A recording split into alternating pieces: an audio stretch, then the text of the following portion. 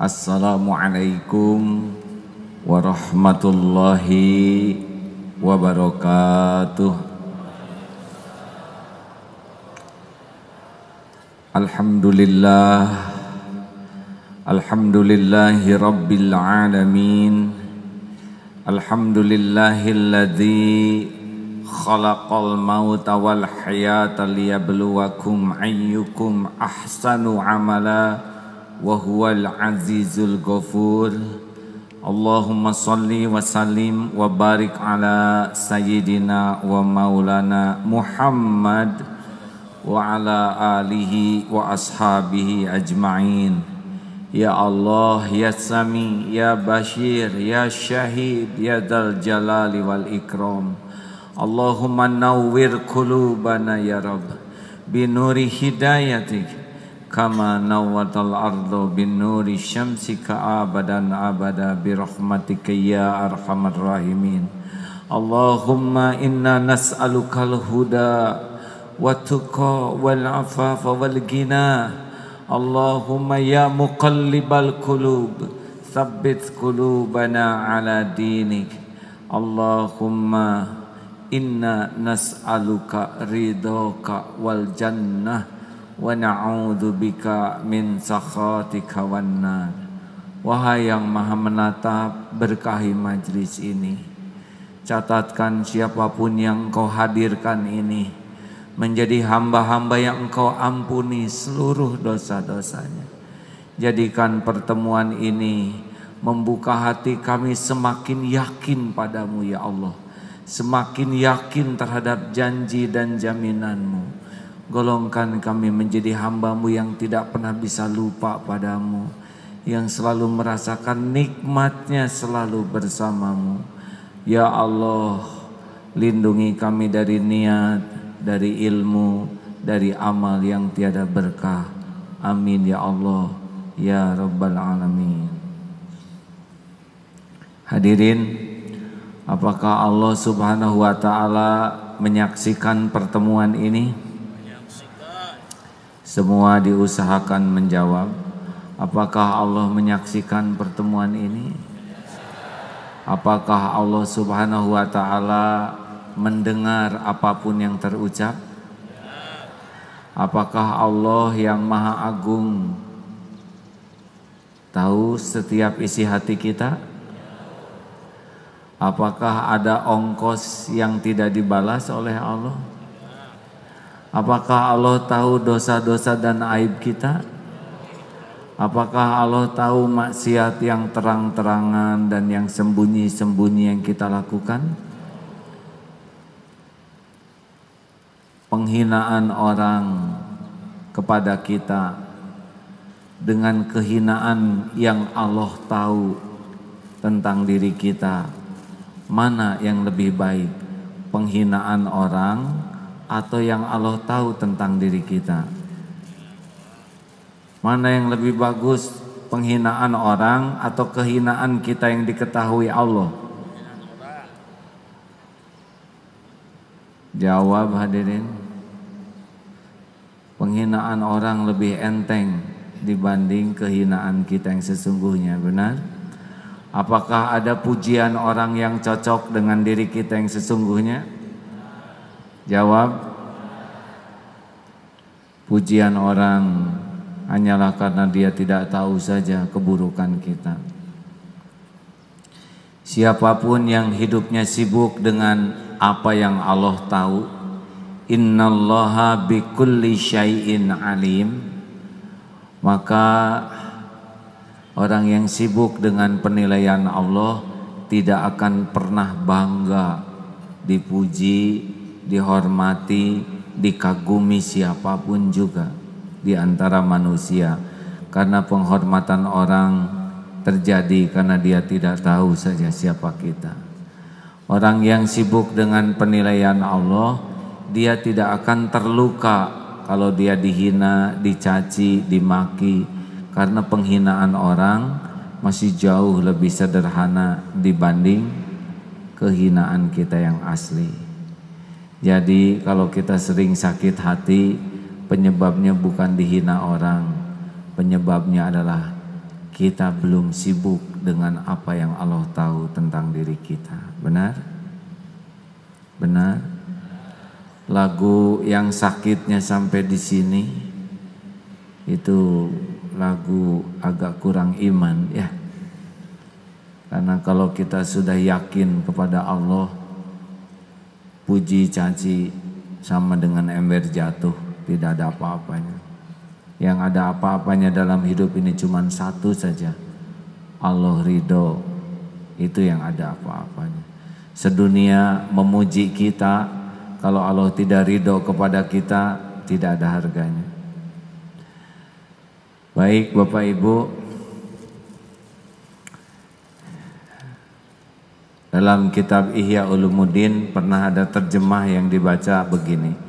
Saya bacakan kisah ini, kisah dengan terjemahan bebas ya. Imam Ghazali pernah bercerita, di sebuah hutan ada 3 kelompok orang. Kelompok yang pertama dalam keadaan kesulitan, raja tahu, kirim ke sana kuda yang bagus lengkap dengan perbekalan. Ketika melihat kuda datang dan perbekalan yang lengkap, ini kelompok pertama ini begitu terpesona kepada indahnya kuda, begitu terpesona dengan lengkapnya makanan perbekalan yang ada. Gembira luar biasa, sampai dia tidak bertanya, ini kuda siapa? Ini untuk siapa? Fokus kepada indahnya kuda, fokus kepada makanan yang ada. Ini kelompok pertama. Kelompok kedua, sama didatangkan kuda. Senang melihat kuda, senang melihat perbekalan yang diperlukan. Tapi tanya, ini punya siapa ini? Ini punya raja. Untuk siapa? Untuk saudara. Senang, kuda bagus, perlengkapan. Sampaikan terima kasih kepada raja. Bagus mana? Ke satu atau kedua? Sebetulnya saya tidak mengharap jawaban, tapi menjawab itu termasuk membahagiakan. Bagus yang mana? Kelompok 1, kelompok 2. Sepakat? Ada lagi yang ketiga. Ketika dikirim kuda, bagus. Dia menahan diri. Tunggu. Ini kuda siapa? Ini kuda raja. Lalu kenapa raja ngirim kuda ke sini? Agar engkau bisa lebih mudah untuk menemui raja, dekat dengan raja. Kuda ini bagus jalannya dan dikenal sebagai kuda raja. Jadi engkau lebih mudah mendekati raja dengan kuda ini. Oh ya, dia gembira luar biasa. Bukan karena indahnya kuda, bukan karena lengkapnya perbekalan. Dia gembira karena kuda inilah yang membuat dia bisa dekat dan spesial di sisi sang raja. Mana kira-kira yang lebih hebat akal pikirannya? Ke satu, kedua, ketiga? Maaf, yang paling blow on yang mana kira-kira? Jawab. Yang pertama, blow on ya. Saya tidak boleh berkata yang tidak bagus, tapi dah blow on mah blow on saja. Yang bodoh kira-kira di antara 3 kelompok ini yang mana? Nah, itulah para pecinta dunia. Ketika dia dapat harta, ketika dia punya rumah, punya kendaraan, punya kedudukan, punya jabatan, tidak ingat kepada Allah. Berhenti saja di sana. Ini mobil saya, ini rumah saya, ini gelar saya, ini jabatan saya, ini penampilan saya. Berhenti di sana.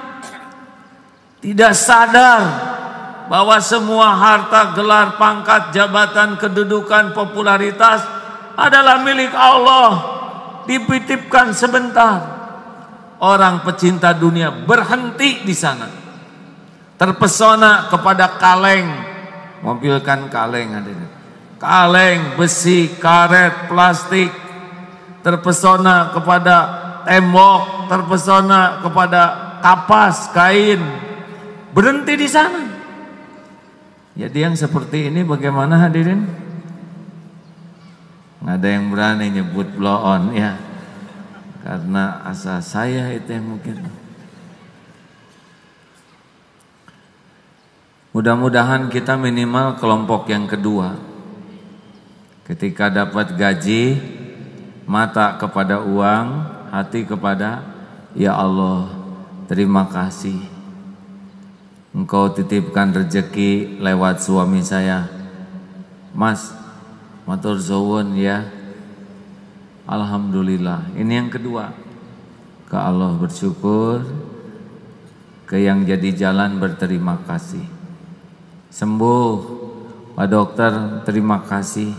Dokter jadi jalan, saya sembuh. Alhamdulillah ya Allah. Itu yang kedua.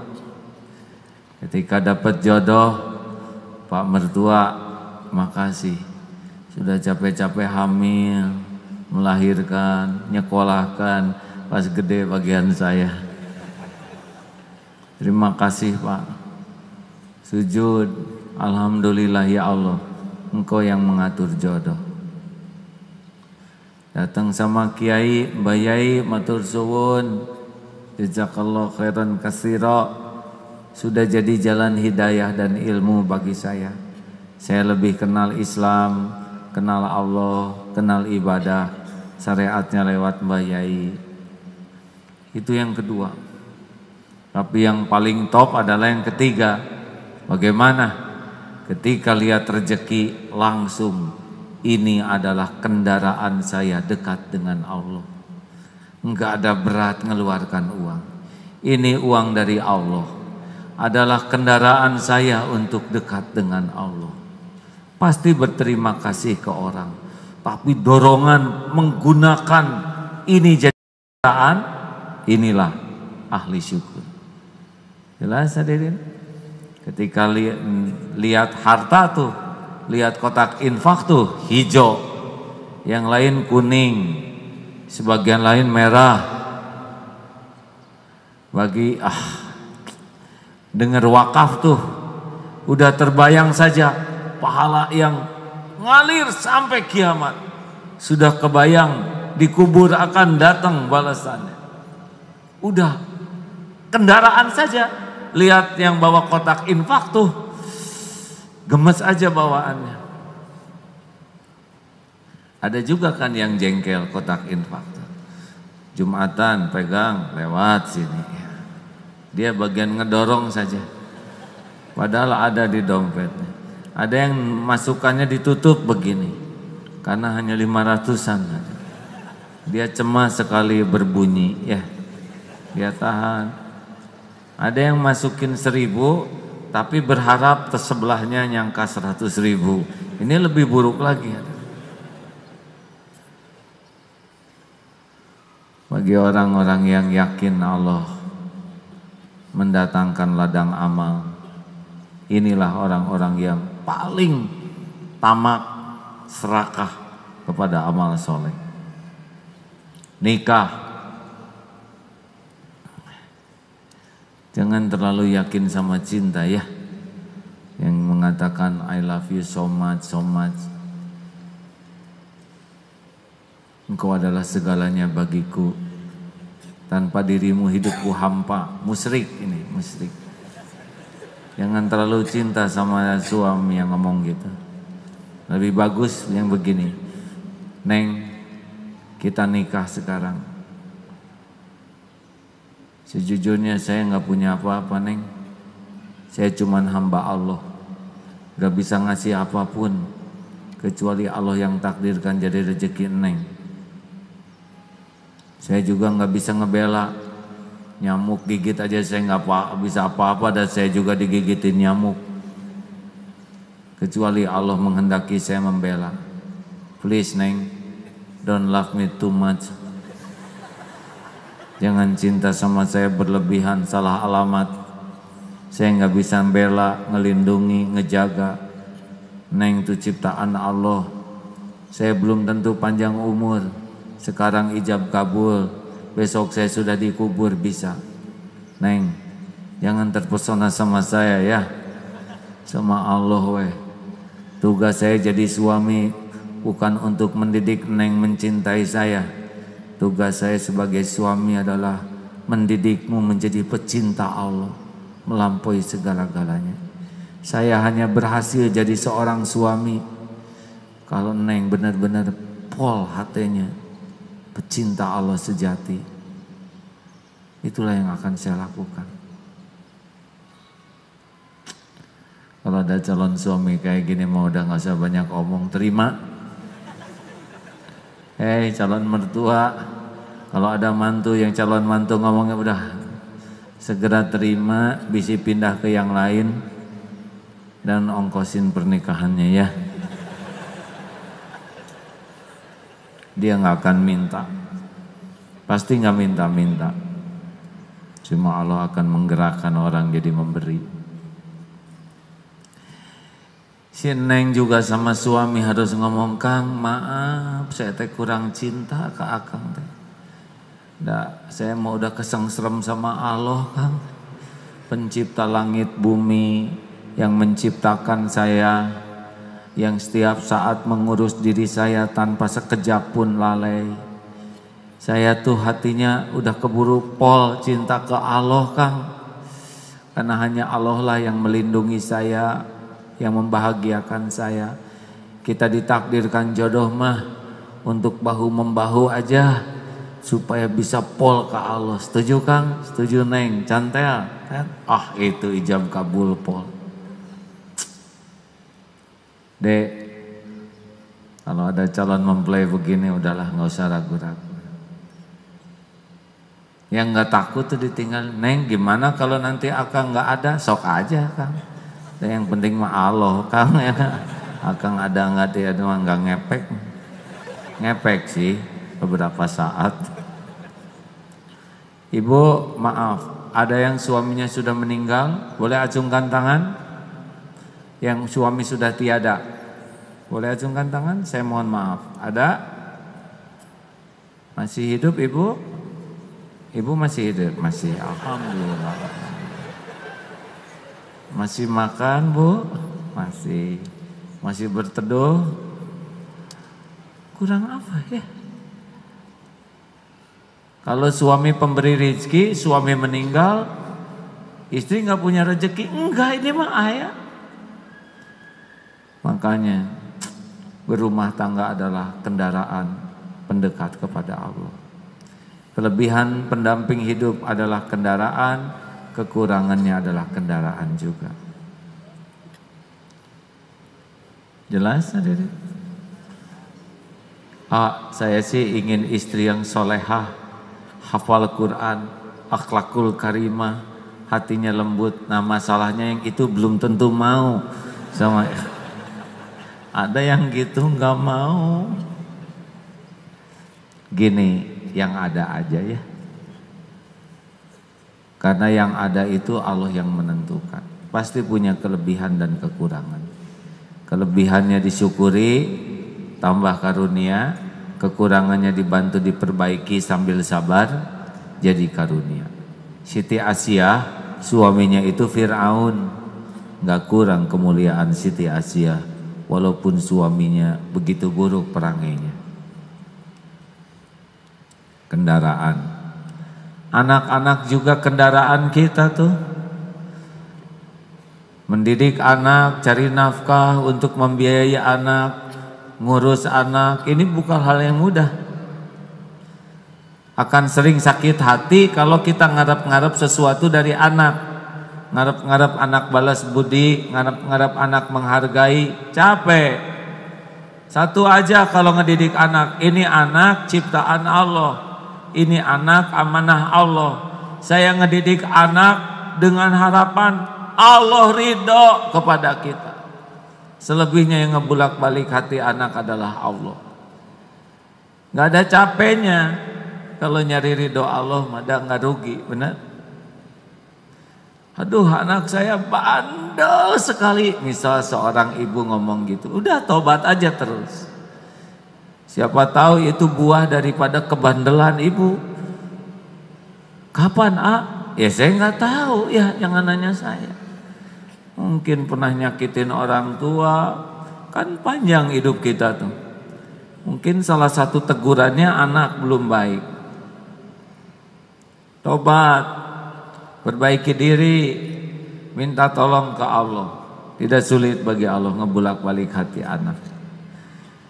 Jangan suka disebut-sebut ya Bu, jasa ke anak.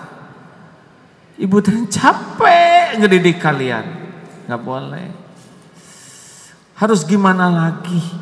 Ibu teh udah melahirkan, udah menyusui, nggak boleh. Karena jawaban anak cukup satu patah kata, siapa suruh atau Bu? Dan anak mah nggak pesen keluar dari ibu yang rewel, benar? Jangan, Pak, jangan ngarep-ngarep anak mengagumi kita sebagai ayah, nggak usah. Didik anak supaya Allah ridho ke kita. Anak adalah kendaraan pendekat ke Allah. Kadang-kadang diujinya anak teh pintar, soleh, itu juga ujian. Karena ada orang tua jadi nebeng beken. Anak hafal Quran, ditanya bagaimana Bapak mendidik anak. Jadi begini ya, padahal dia juz amma juga belum hafal. Tapi nebeng, jadi saya tatap anak itu ya dalam-dalam. Lebay. Allah tahu ini acting. Ini anak-anak baik sekali akhlaknya, bagaimana ya Pak ya cara mendidiknya? Ya tergantung turunan sih ya. Allah mencatat setiap kata-katanya. Padahal anak soleh boleh jadi payah nenek yang berdoa pengen punya cucu, kita kelewat. Anak soleh boleh jadi doa gurunya yang setiap malam tahajud ngedoain anak kita walaupun bukan darah dagingnya. Ya Allah, sing soleh murid ini didengar oleh Allah. Anak soleh boleh jadi doa pembantu. Duh ya Allah, mudah-mudahan anak ini enggak seperti ibunya, judes, tukang ngambek, rewel dan pelit, gaji saya ditahan terus. Tolong si anak ini masing soleh, bari dibelai anak teh oleh pembantu. Allah dengar tidak doa pembantu ini? Doa orang yang teraniaya mustajab, hadirin. Gajinya ditahan, hari-hari dimarahin majikan, tapi membalas dengan doa baik sambil belai ke anak tena. Tidak usah dibisikin, jangan kayak ibu ya, jangan. Itu menanam kebencian. Doa belai. Allah dengar tidak? Jawab hadirin. Allah senang tidak? Anak jadi luluh hatinya. Ibu bapak jangan sok keren. Alhamdulillah, sepulang saya umroh, anak saya berubah. Padahal umroh dia juga belum tentu diterima.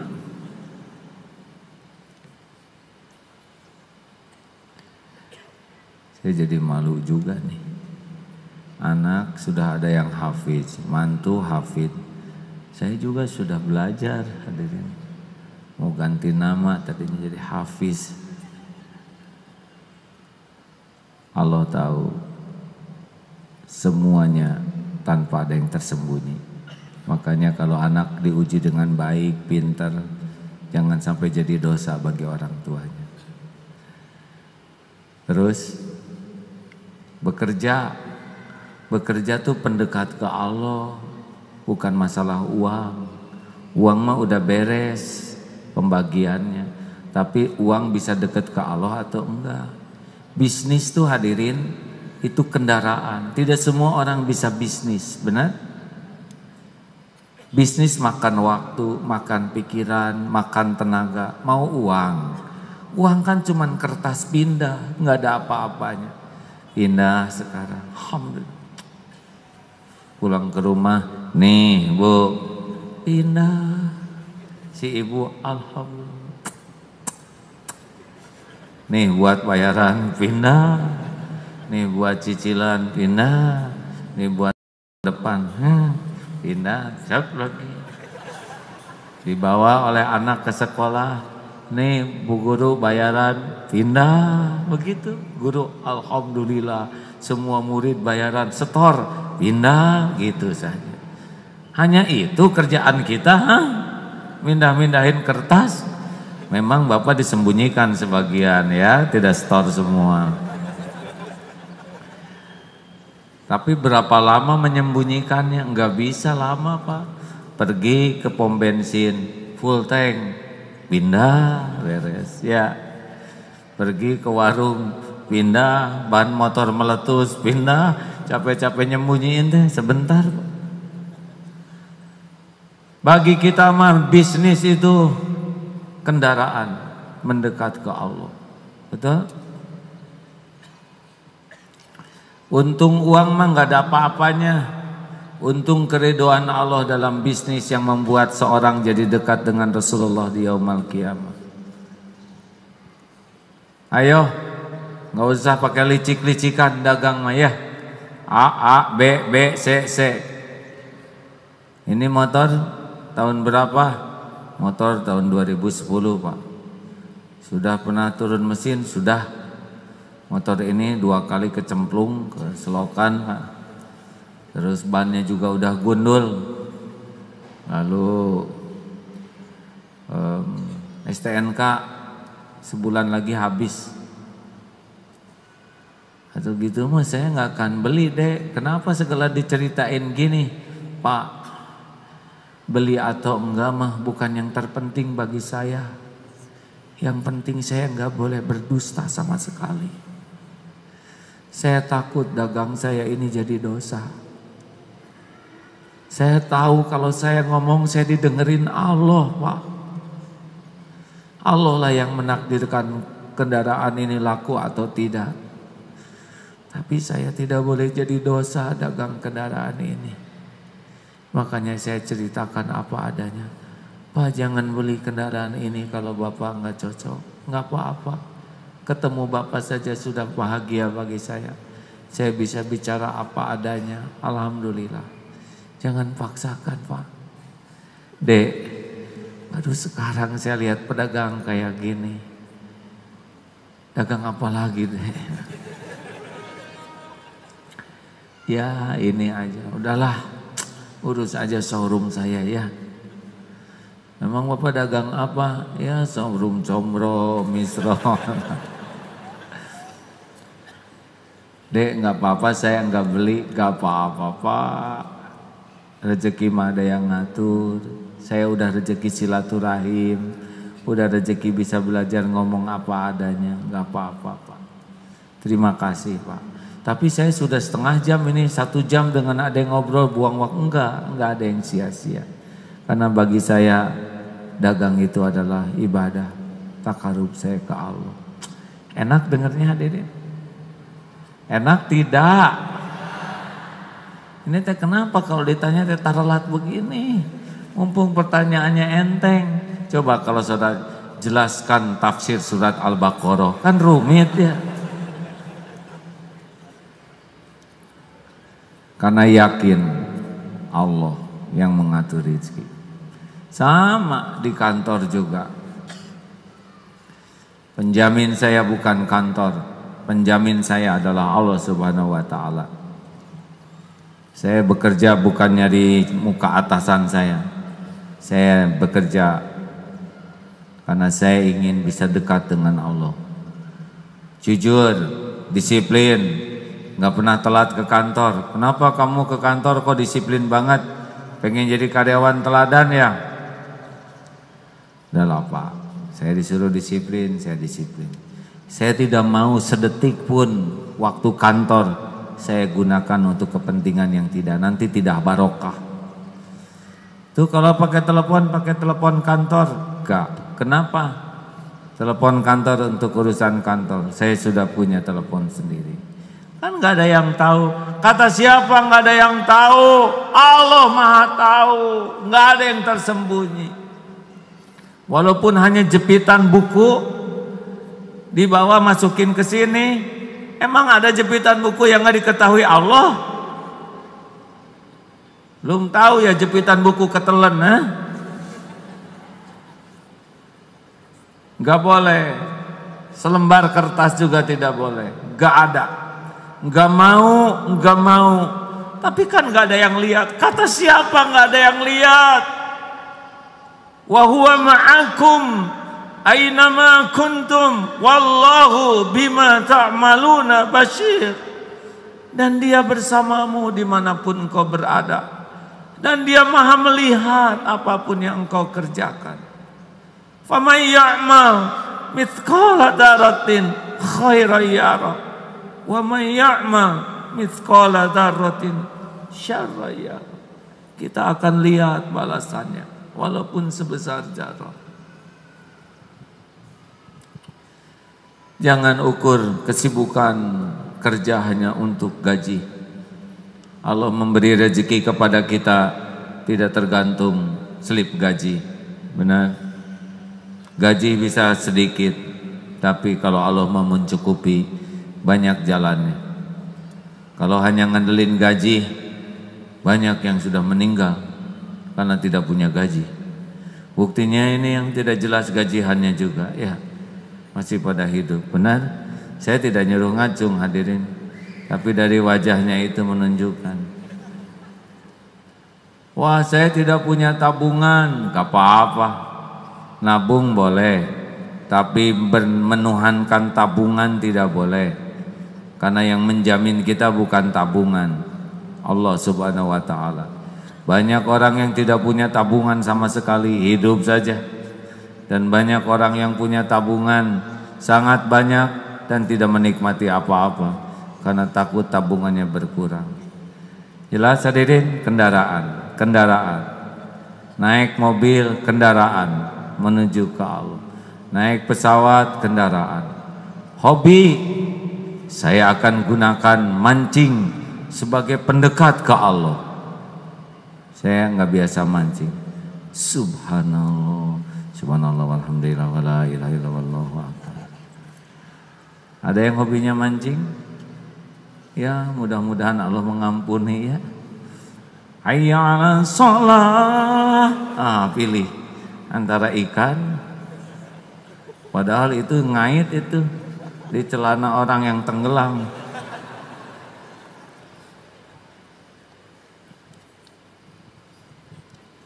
Usia sekarang sudah 53 tahun lebih, mau 54. Sudah tua. Saya maksudnya pengen sehat. Apa olahraga? Sehat mau apa? Supaya bisa makin kuat ibadah, makin bisa manfaat. Perkara mati dan sakit terserah Allah. Perkara berusaha sehat, mudah-mudahan jadi amal soleh. Bagaimana berusaha sehat? Banyak olahraga. Cari olahraga yang benar-benar jadi amal soleh. Ada olahraga yang disunahkan Rasulullah SAW, berkuda, memanah. Rasulullah tidak teriwayatkan berenang, tetapi menyuruh umatnya berenang. Berenang itu matra laut, berkuda itu matra darat, memanah itu matra udara. Hebatnya pertimbangan Rasulullah. Apa keunggulan berkuda dan memanah? Kalau niatnya lurus, selama berkuda memanah ditemani malaikat. Jarang ada olahraga ditemani malaikat, benar? Catur misalkan, apakah ditemani malaikat? Belum ada dalilnya. Golf, belum juga ketemu dalilnya. Tapi kalau memanah, itu ditemani malaikat. Beneran hadisnya jelas. Berkuda, badan sehat. Tapi berkuda juga bisa jadi kuda setan, yang semuanya jadi dosa. Makannya, pipisnya, EO-nya dosa. Kenapa? Karena niatnya kelihatan kaya dengan kuda, kelihatan hebat dengan kuda. Padahal yang gagah kudanya, yang naik ya namanya penumpang hadirin. Ada yang nebeng beken dengan kuda, mewah dengan kuda. Ini tidak jadi amal soleh. Bagi kita, kalau mau berkuda, niat mengamalkan sunnah Nabi, olahraga yang sunnah Nabi. Dalam sunnah itu membawa banyak berkah. Sambil berkuda, sambil berzikir, niat dakwah, niat menyebarluaskan, memperkuat fisik, memperkuat dakwah dengan sunnah berkuda. Insya Allah makanannya, pipisnya, capeknya, kotorannya, semuanya bisa jadi amal soleh. Badan sehat, pahala bertambah kalau niatnya jadi pendekat kepada Allah. Jelas hadirin? Ada yang suka berkuda di sini? Ada? Bagus deh, sunnah ya.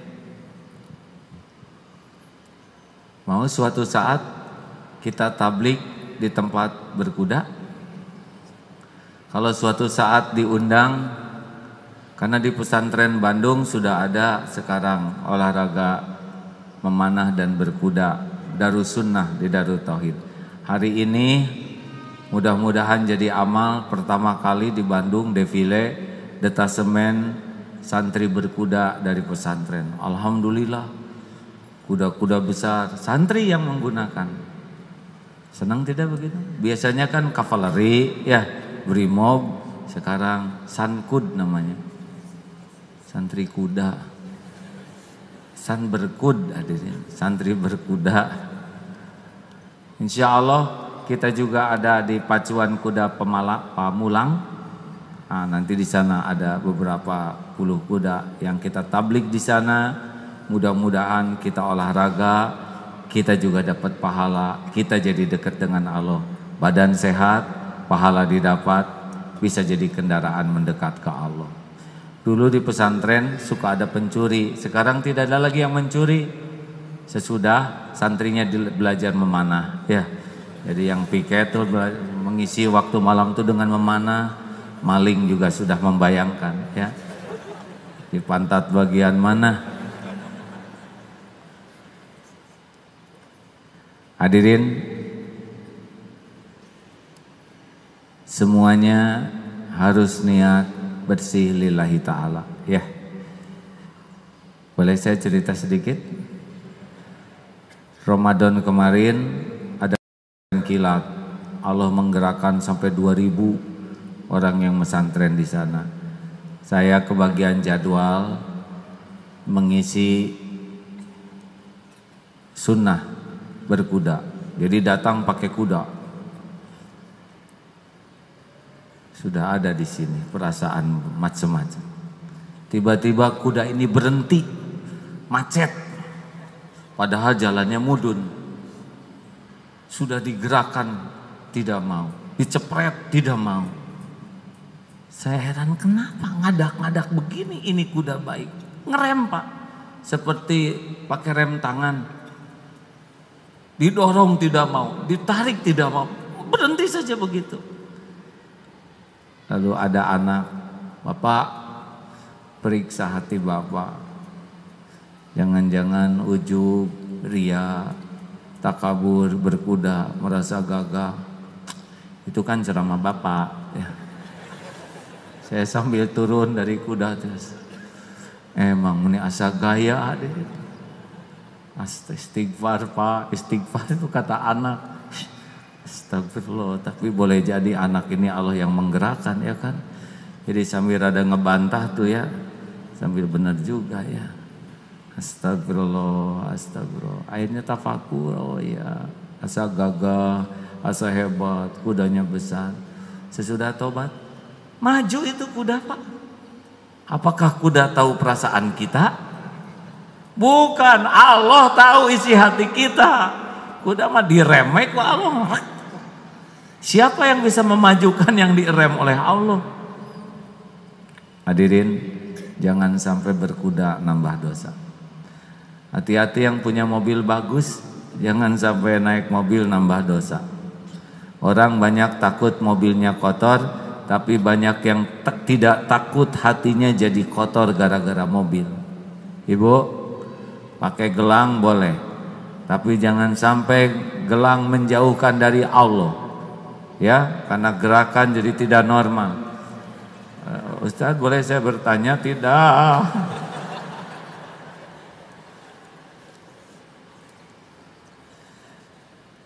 Hati-hati, jangan sampai dititipi dunia menjauhkan dari Allah.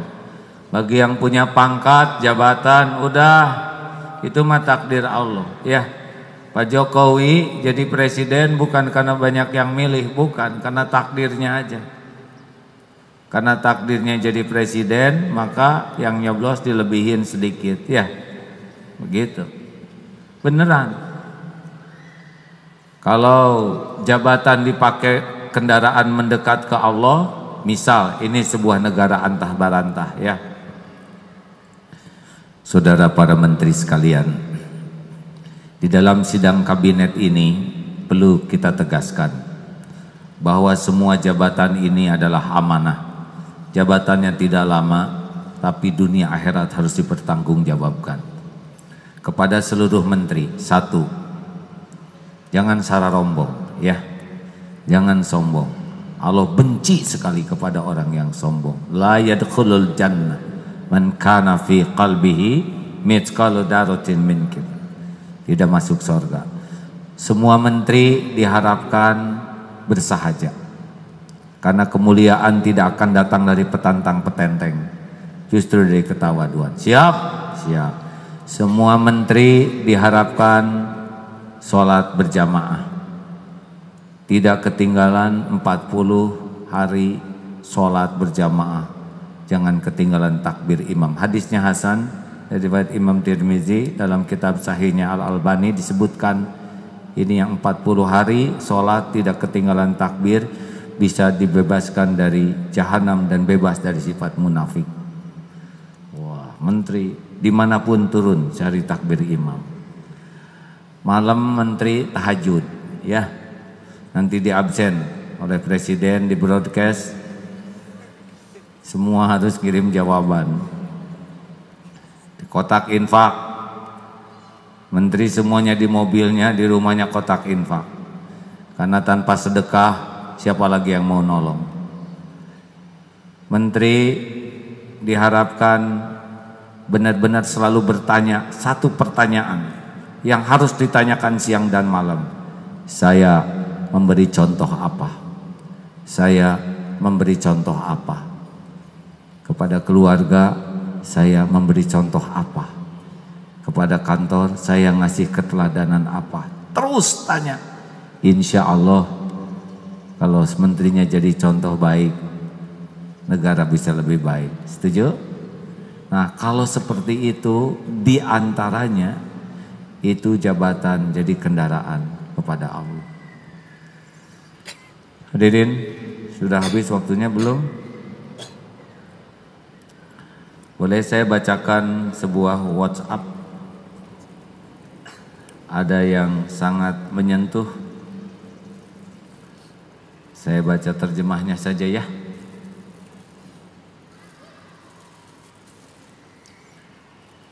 Ada seorang ulama di zaman Imam Ahmad Ibnu Hanbal. Beliau ceramah. Suatu malam tiba-tiba pintu diketuk. Tok tok tok. Siapa? Ahmad. Ahmad yang mana ya? Ibnu Hanbal. Ya Allah, ini kan ulama besar, guru saya. Buka pintu.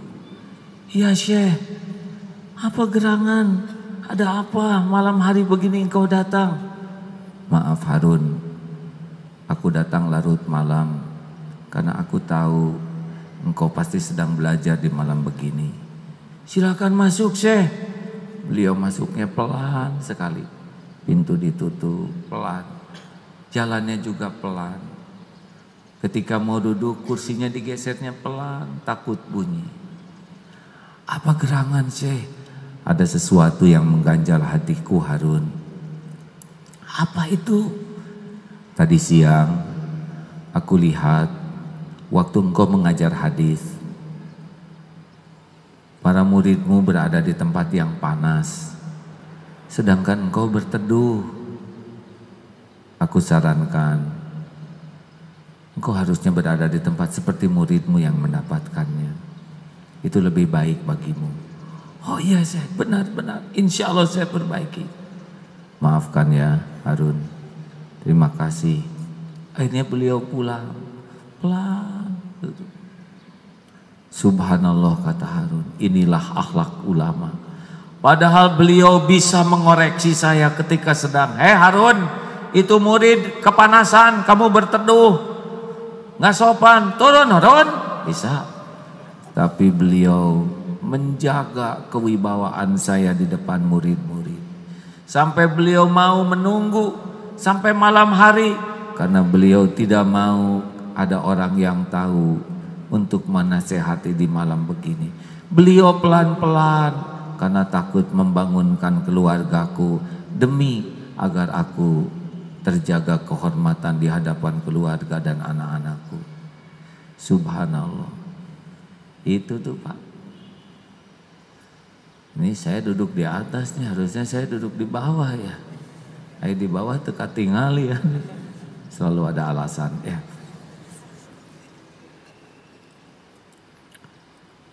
Koreksi orang jadi kendaraan pendekat ke Allah. Bagaimana kalau ada orang yang sebel ke kita? Shh. Perlu diulangi nih. Orang yang sebel ke kita itu karunia Allah, itu kendaraan.